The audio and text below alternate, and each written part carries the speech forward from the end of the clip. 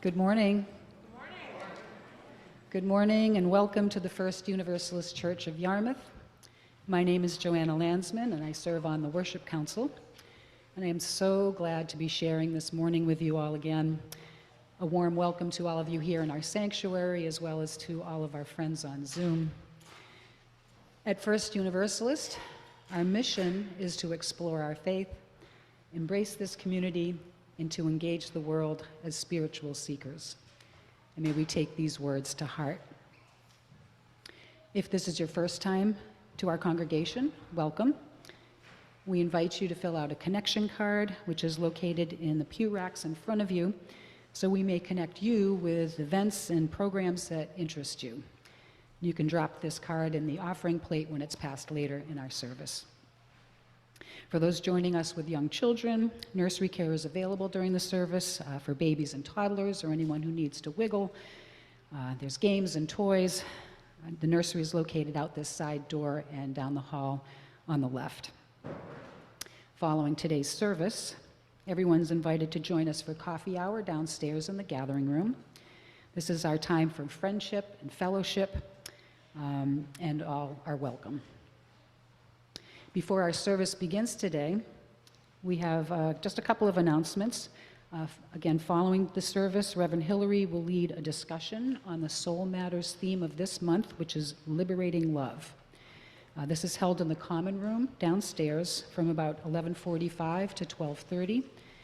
So grab a cup of coffee or tea and a snack and join in what is sure to be a lively and lovely discussion.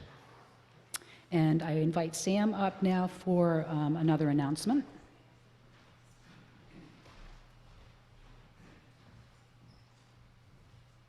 Hi, everyone. I want to mention a couple things. So there are two instrumental groups. One is the choir, and the instrument is the voice. Choir has been growing this year. We have a bunch of new members, and so because of that, consider this a great time to join. We're trying to keep the repertoire fairly simple and accessible, and this would be a wonderful time if you're unsure if you're ready or not for choir. This would be the time to jump in and give it a shot. The other group is an instrumental ensemble, which has not met yet. Our first meeting is January 26th at 4 p.m. It's a Friday. And the instrumental group is, if you know like the Rise Up singing books, imagine like very simple chord progressions, hanging out, it should be a pretty relaxed vibe. When we get some stuff together, we'll come and we'll do stuff here at the church, but these first few meetings will just be playing music, whatever instrument it is, chordal instruments, if you want to try a melody instrument, whatever you want to bring. It's a open-ended instrumental jam group with great potential.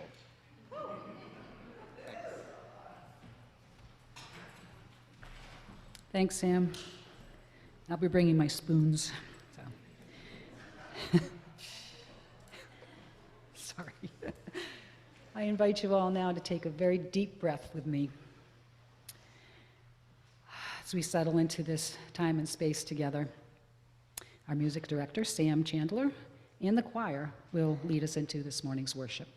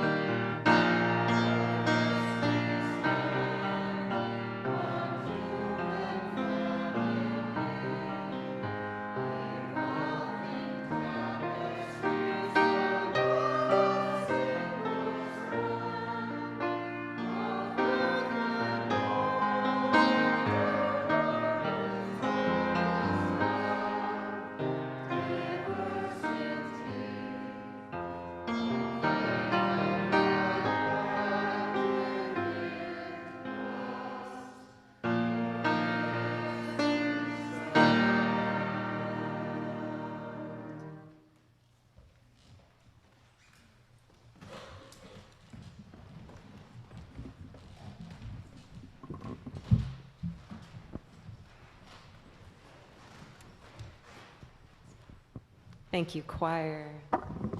Good morning, everyone. How are you? Everyone okay after all this stormy weather of late? Please let me know if you're not okay. I hope you are okay. I've been thinking of you. Phew. All right, good morning and good Martin Luther King Jr. weekend to you.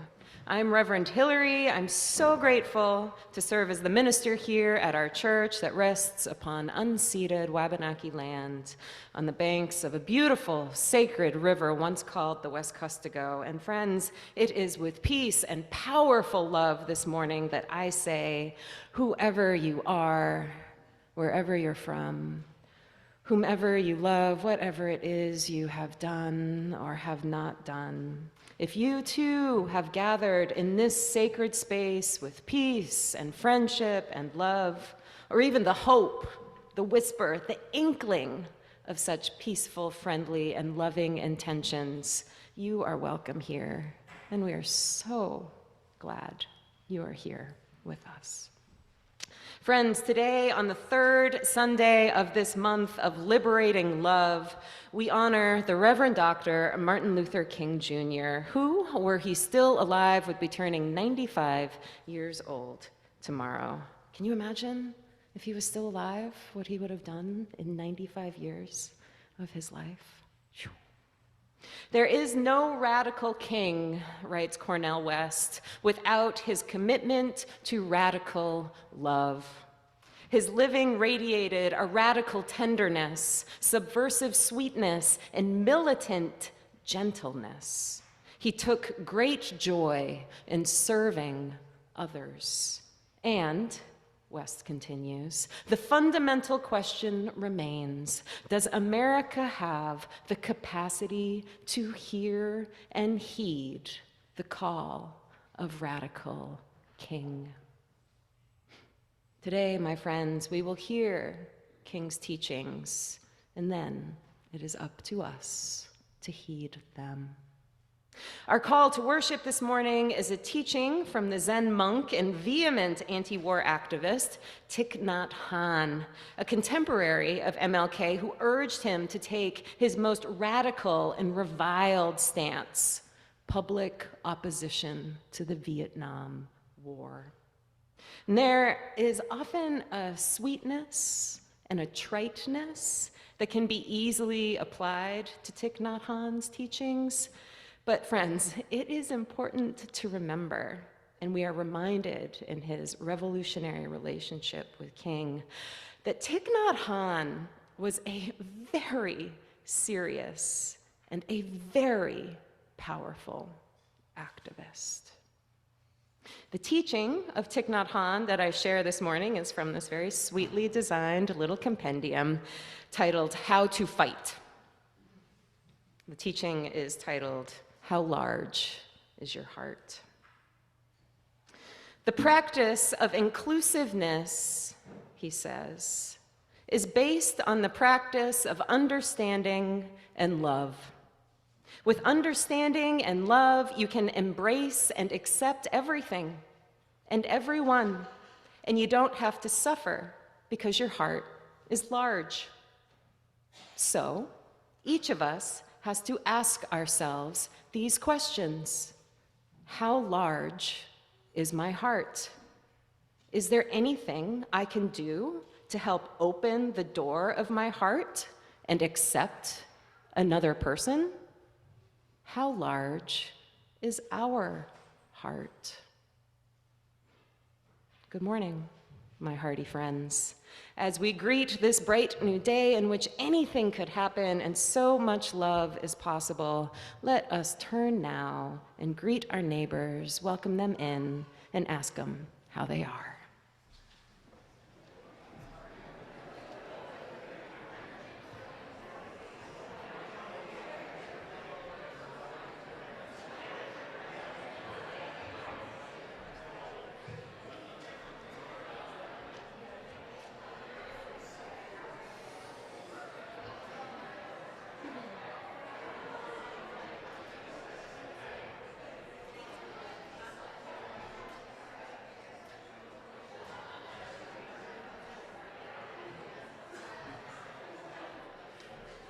And friends, now from this place of a warm welcome, will you rise in body and spirit and join in singing with me our opening hymn, number 123, Spirit of Life.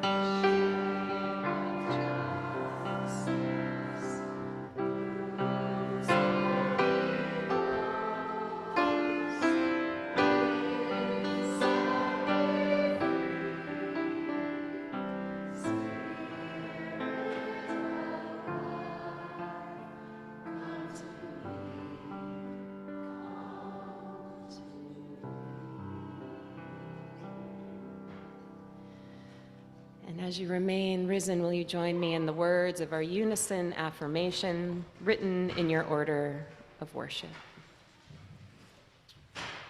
We are united in seeking to increase love with justice and to constitute a free church open to all people, mindful of our past and drawing upon modern knowledge. We respond to the spiritual needs of persons and are devoted to the common good in community, nation, and world. We cherish the integrity of each individual and search for truth with reason as our guide. We respect differences of opinion and strive to be a democratic community. We are concerned with this world and open to the future. You may be seated. And our friend Peg Adams will now light the symbol of our faith, our chalice, for us this morning. Thank you, Peg.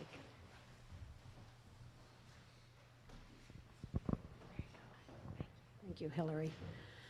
Oh, good morning. Very full house. When Hillary extended the invitation to me to light the chalice, I was like, oh my goodness, what do? I come up with some profound thoughts to share with you? I dig out some old poetry books from college days? Do I think back to my favorite Beatles song? What do I say? And I decided, you know what? What's always worked for me is to speak from my heart.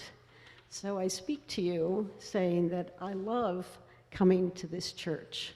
And I love watching the sun come through the windows and see the faces of new friends and old friends.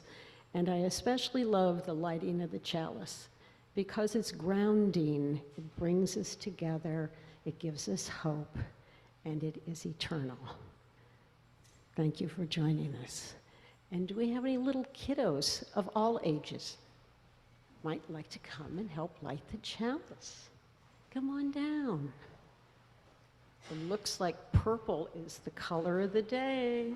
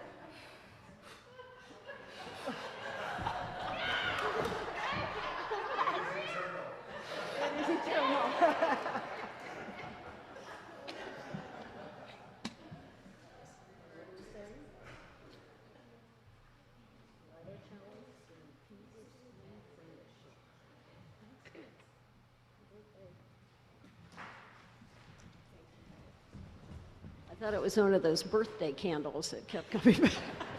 Thanks so much, Faith. Good morning, Gwen.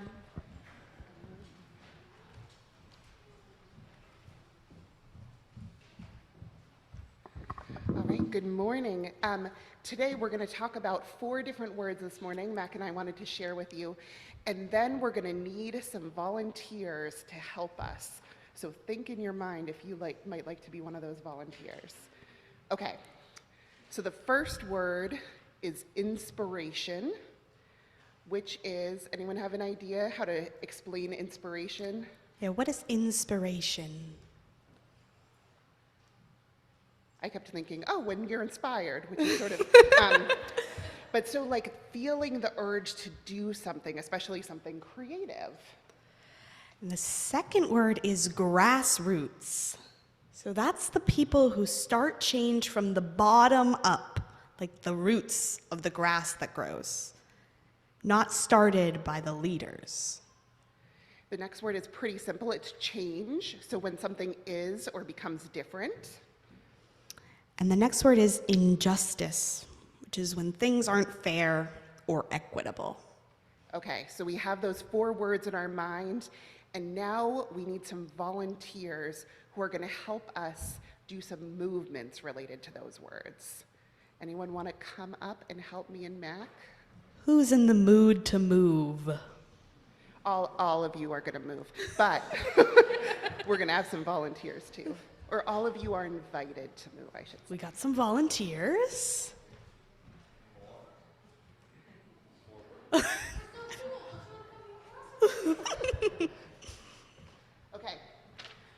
Okay, we're going to do a quick huddle with our volunteers.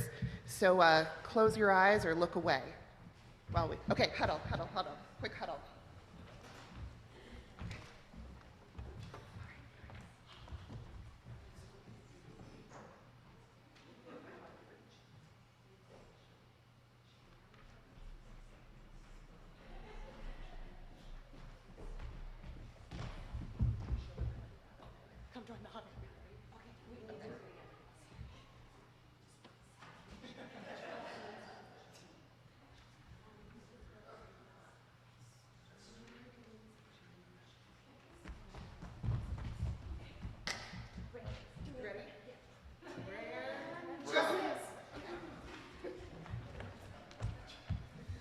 Wow.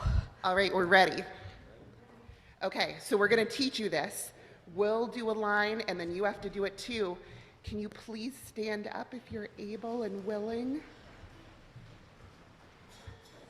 All right, our first line is, let's do it together. Reach up for inspiration. Beautiful. Okay.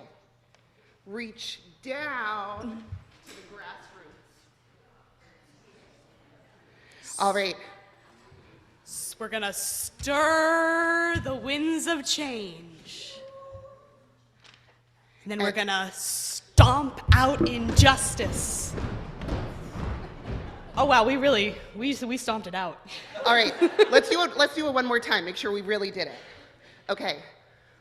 And can everyone say it with me if you know it? Reach up for inspiration. Reach down to the grassroots. Stir the winds of change. Stomp out injustice. Thank you. Everyone can be seated. Thank you. Thank you to our volunteers. Nice work. And now we're going to say first, we're going to invite any children or junior youth group members who want to come downstairs with me and Mac. We're going to be doing some cool stuff today. And then we're going to say one more thing together, which is our children's blessing. The words are written in your order of service, too. We are Unitarian, Universalist, people of open minds, loving hearts, and helping hands.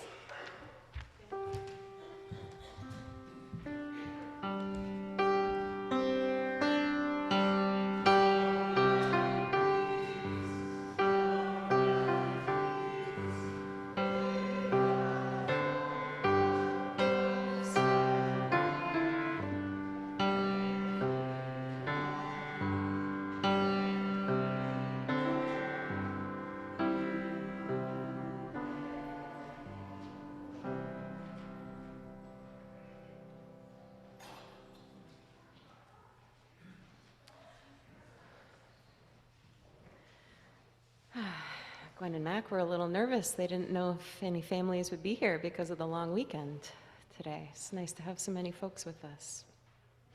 Friends, we now come to the time in our service that we set aside for quiet prayer and meditation.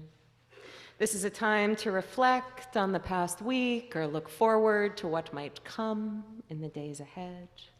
Offer a prayer of loving kindness to someone who needs some loving kindness, or just be here now in the fullness of this precious moment. Following our time of quiet, all are invited to come up and light a silent candle for the prayers and meditations you keep today. First, though, will you join me in taking a deep, refreshing breath in, a calming breath out, and relax into this sacred time of silence.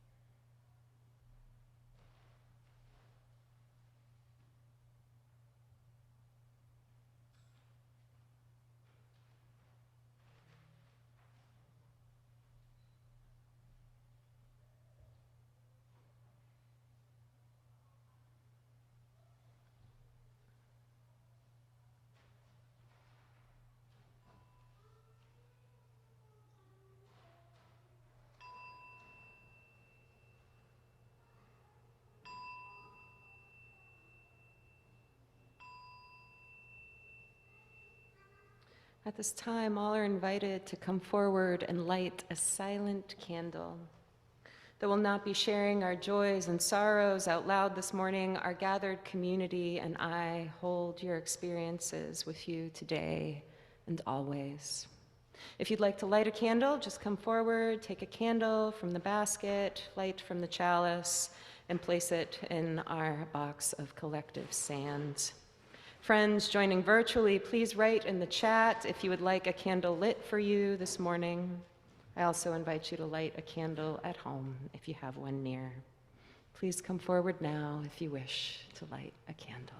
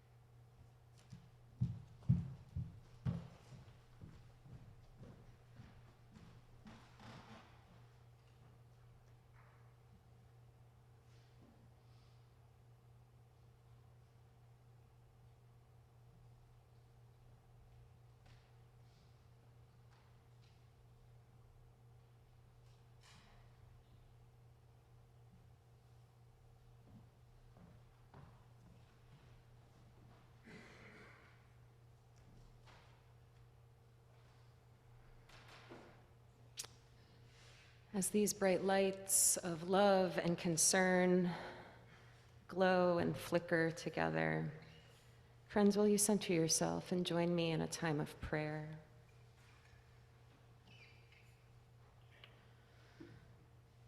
I invite you to think of someone far away who you do not know, who deserves compassion right now. And hold that thought of them.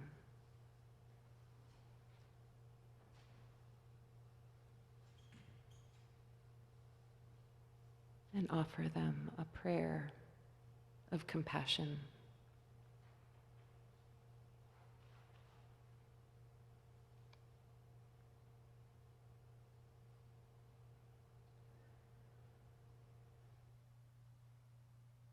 Let someone nearby who you do not know come into your mind, who is suffering and needs compassion. Hold that feeling of them.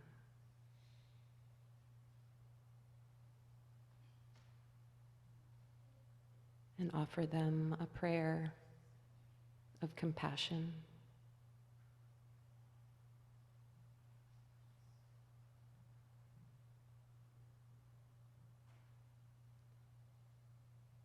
Let someone come into your mind who is not here, that you know is suffering and in need of compassion.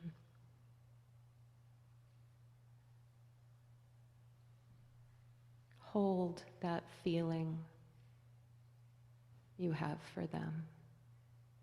Hold it.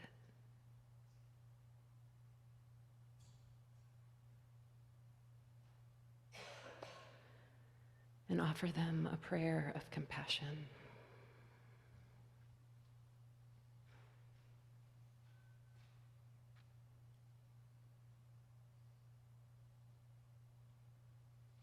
Think of someone here in this room now, perhaps even the person sitting next to you,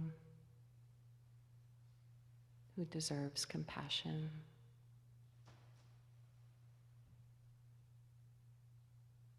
Hold this feeling for them.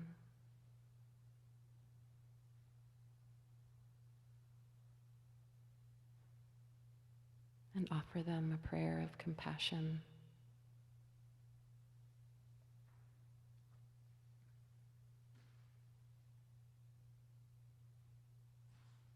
And now, think of yourself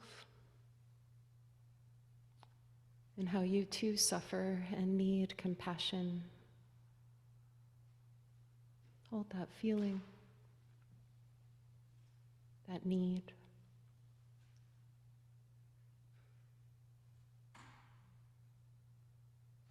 And offer yourself a prayer, a blessing of love.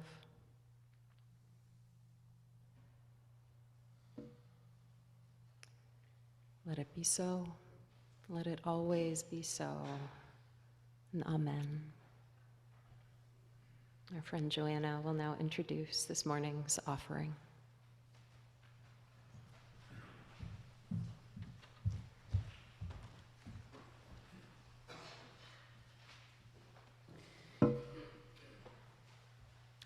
Mindful that love is the central value that we seek to manifest as you use, we share our half plate today with Sexual Assault Response Services of Southern Maine, known by its acronym SARS or SARS-SM. They've been for more than 50 years offering free confidential support to those impacted by sexual violence, abuse and harassment, and by human sex trafficking. Serving Cumberland and York counties, SARS-SM supports and empowers survivors, including LGBTQI youth, so they can begin to heal. We are proud to support the liberating love this organization shares with our community. Your generosity will be deeply, deeply appreciated. For those in the sanctuary, we will pass the offering plate to one another, And for those gathered online, you're invited to make your offering using the donate button in the order of worship or by dropping a check in the mail. Thank you.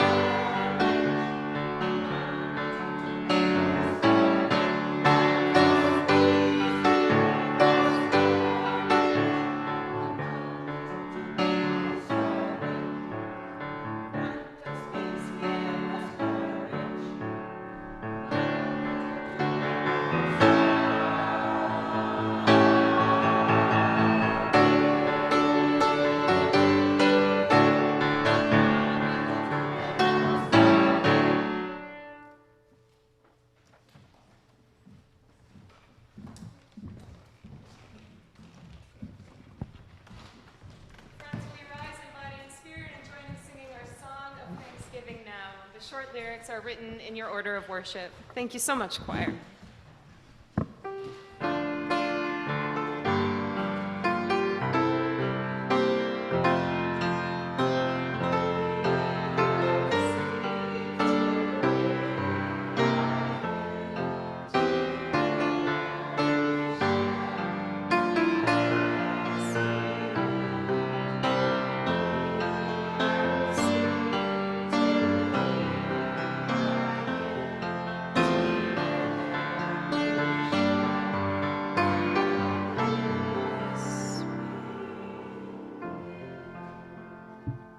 You may be seated. Thank you so much for your generosity.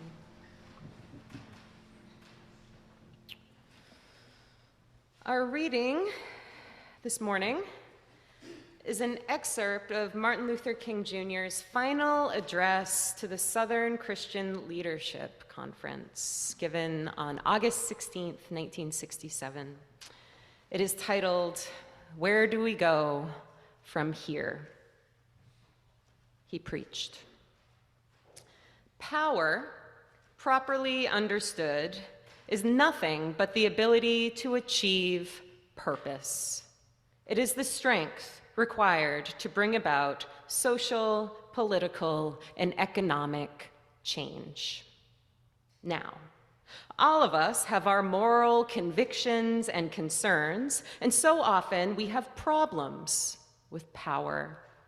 But there is nothing wrong with power if power is used correctly. You see, he continued.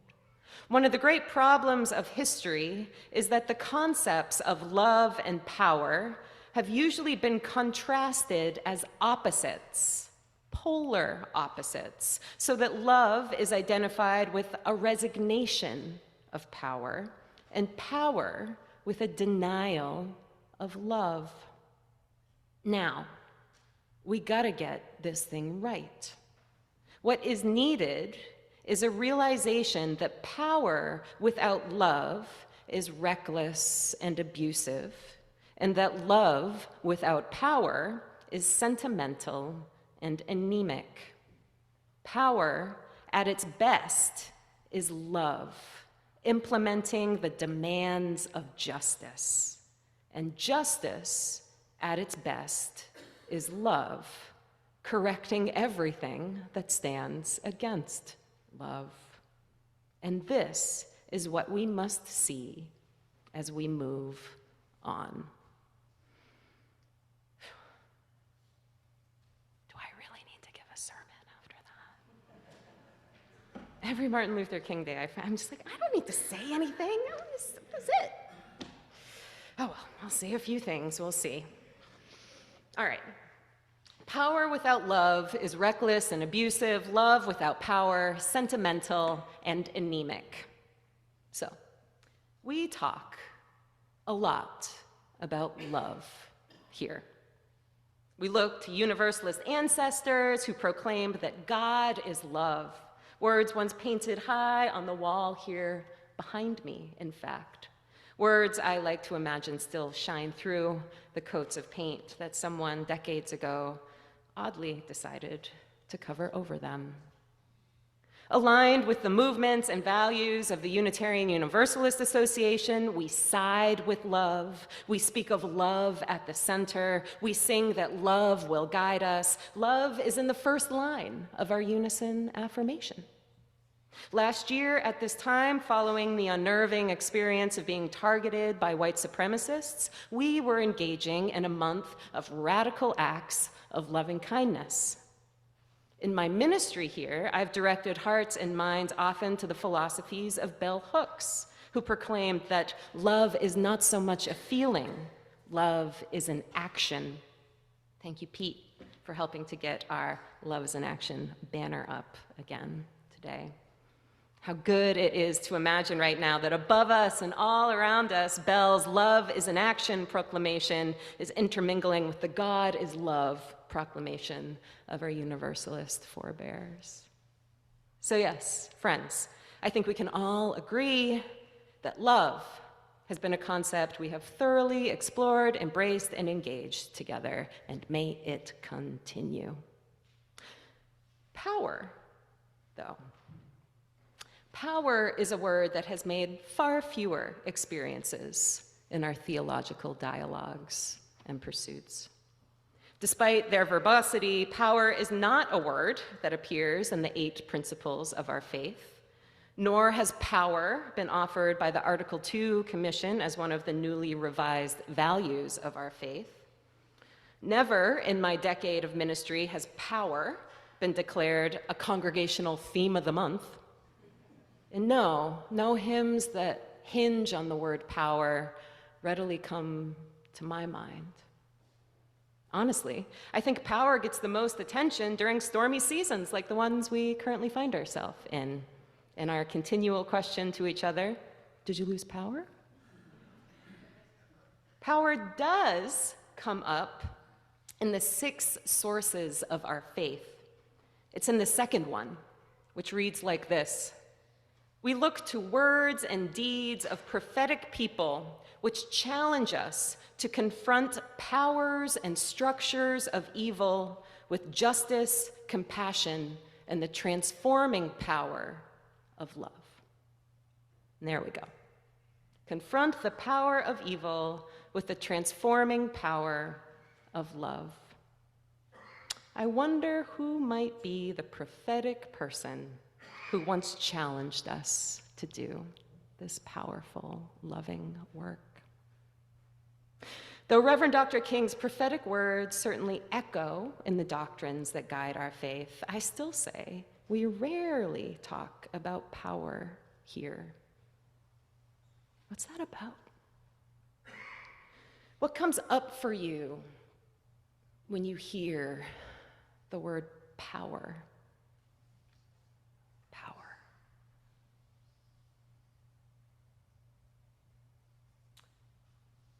In our world, a world directed by the powers of capitalism and war, patriarchy, the models of power instilled in our brains are generally pretty corrupt and violent, or to use King's words, reckless and abusive. So of course, in all of our talk of loving kindness and compassion, we tend to veer from talk of power. And so, meeting King's challenge, combining love and power, is sort of a revolutionary act, is it not? He's asking us to envision and embody a new logic of power. A logic that says power need not be a force for harm, but rather a force of harm reduction. A logic that states that love is power. Love is power.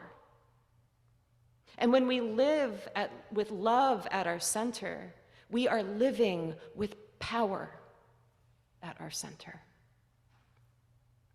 Alicia Garza, one of the 3 incredibly powerful women who co-founded the Black Lives Matter movement, defines power as the ability to change your circumstances and the circumstances of others.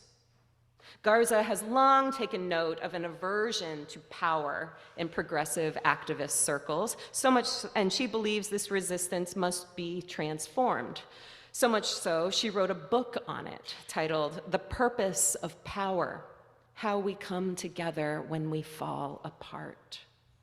Power is always at play, she explains. We can no longer be afraid of it. We must learn to wield it, and wield it well. Inspired by many activists who fought before her and fight alongside her for racial and economic and reproductive justice, Alicia Garza has learned to build movements by way of identifying the various forms power takes, and by making space for people who embody and act with these powers to intermingle with each other, not unlike a band of Marvel superheroes with superpowers. Such forms of these power include disruptive power, the power to stop something from happening; modeling power, the power to offer alternative ways of living; economic power, the power to shape markets, to direct and redirect capital; and narrative power, the power of telling the story of who you are, who we are, and what we can be together on our terms. By identifying these forms of power, Alicia Garza illuminates the ways that power is present and absent in our lives. She helps us gain clarity on how we knowingly and unknowingly submit to various forms of power, and how we knowingly and unknowingly wield them. We must be deliberate with our power, she urges. We must be precise. When we are precise with our power, we will be precise with our strategy. We will see where we are and where we can go next. For several years, not very long ago, I belonged to a group that I and 6 other women and 1 very humble man lovingly called Fight Club. And yes, I know the first rule of Fight Club is that you don't talk about Fight Club, but that rule did not apply to us. We loved talking about Fight Club, talked about it all the time.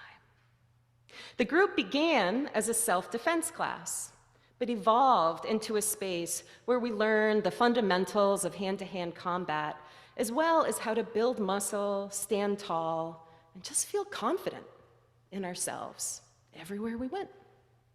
Our guide was Billy P., a rambunctious teacher in his 60s who rightly fashioned himself as a Jedi ninja master. Bill is a Black man who grew up in South Boston and, suffice to say it, knows a thing or two about self-defense. Sure, I have attended some highfalutin institutions in my life and have often found myself in circles of honorable clergy, but Billy P. remains one of the most important and most impactful, literally and figuratively, teachers I have ever had. Not just because he taught me how to throw a really hard punch and achieve some very nicely defined biceps and triceps, but because Bill taught me about power.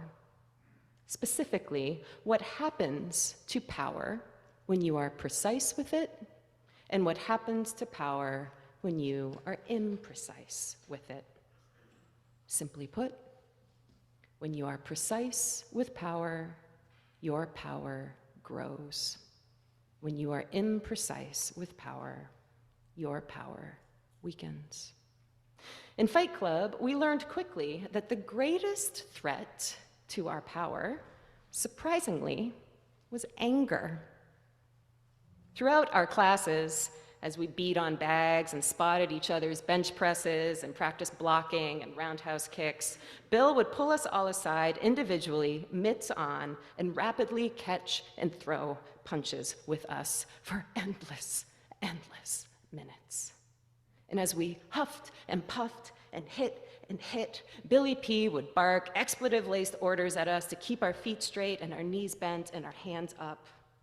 "Come on now," he would say. "Where are you at? Hit me. You gonna throw a punch or what? Where are you at? Is that it? You're kidding me. Where are you at? Come on." Goading us on in this way, Bill was coaching us physically and also coaching us mentally. He was training us to be right here. The man possessed this power to see in an instant when we got angry. And I will tell you, when you are throwing punches as hard and fast as you can for a seemingly endless amount of time as someone teases you, it is hard not to get a little angry at yourself, at Billy P., at something that arises in your imagination. But in my experience, as soon as anger kicked in, or my mind reached for something I was mad about to propel me forward, Bill saw it and threw a punch. Because in that second of anger, I lost the precision of my power, opening myself up, making myself susceptible to a hit, leaning in too far and losing my balance, or just spacing out, lost in the formations of my mind. Over the years of training with Bill, we all learned how to rein in our anger and wield our power mindfully and steadily. At one point, I took to just maintaining a loving smile as I threw my fists at him, and he would just smile back. And we'd just smile at each other.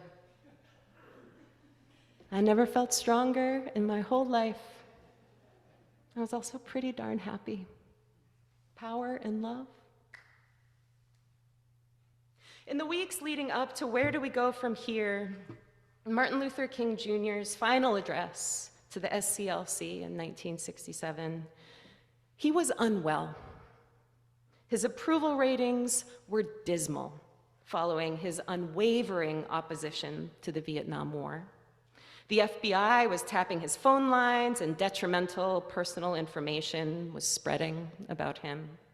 J. Edgar Hoover was convinced he was a communist and was turning LBJ, once his ally, against him. 1 second.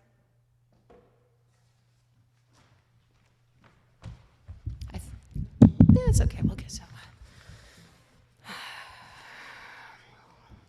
Having a moment when I was training to be a minister, my supervisor once said, "They should never see the pages of your sermon."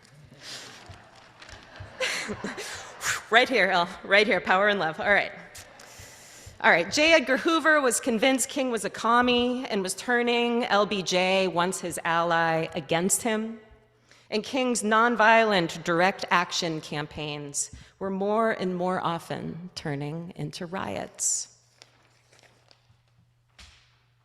That summer, MLK tried to check into a hospital in hopes he could stay for a while to recover from exhaustion and depression, but his advisors pulled him out and urged him to stay the course. King's most recent public address prior to the SCLC was to the American Psychological Association.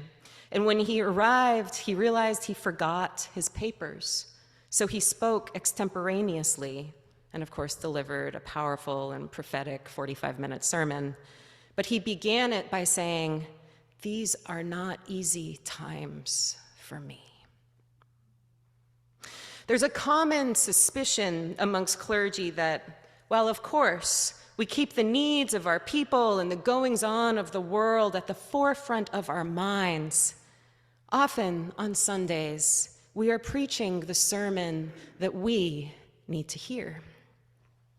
As I read Where Do We Go From Here, and I encourage you all to read it too, today, any day, I can't help but wonder if Martin Luther King needed to remind himself of the power of love. Can't help but wonder if he was angry.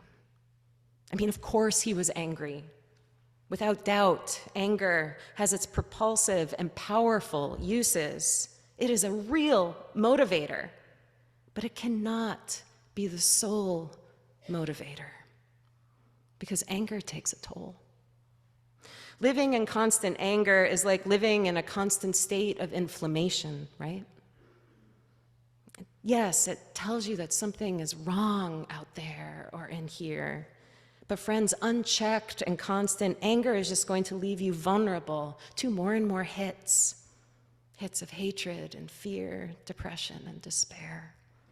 It's going to weaken your power. I'm concerned about a better world, Reverend Martin Luther King preached to the SCLC. I'm concerned about justice. I'm concerned about brotherhood. I'm concerned about truth. And when one is concerned about that, he can never advocate violence. For through violence, you may murder a hater, but you cannot murder hate through violence. Darkness cannot put out darkness, only light can do that. And so I say to you, he continued, I have decided to stick with love. For I know that love is ultimately the only answer to mankind's problems. And I'm going to talk about it everywhere I go. And I'm not talking about emotional bosh when I talk about love. I'm talking about a strong, demanding love, for I have seen too much hate, he says, and every time I see it, I know that it does something to a man's face and a man's personality, and I say to myself that hate is too great a burden to bear, so I have decided to love. He concludes, if you are seeking the highest good, I think you can find it through love, because John was right. God is love. Yes, he who hates does not know God, but he who loves has the key that unlocks the door to the meaning of ultimate reality. Beloveds, on this Martin Luther King Jr. weekend, at the cusp of this new year, an election year, a year increasingly engulfed in war, in storms, another year in which racism and misogyny and homophobia rages on and the cavern between the wealthy and the poor continues to widen. This year, how we submit to, or wield power is going to matter. So let's begin this new year by committing to develop and embody a revolutionary vision of love as power. Be precise with it. Be deliberate. And remember, this is not just about you and your needs and your power, though those are important, but this is about everybody. Those near, those far, those you know, those you do not know. Hold them all with love and power right here. Friends, in this sacred place where divine dialogues of love intermingle all around us, may the many forms of our loving powers intermingle and build as well. Where do we go from here? Out those doors. May the power of love reside within and around you always, my friends. Let it be so. Amen. Our closing hymn is number 169. We shall overcome. We can do all the verses. Sure, we can do all the verses. Will you rise in body and spirit, friends, and join in singing?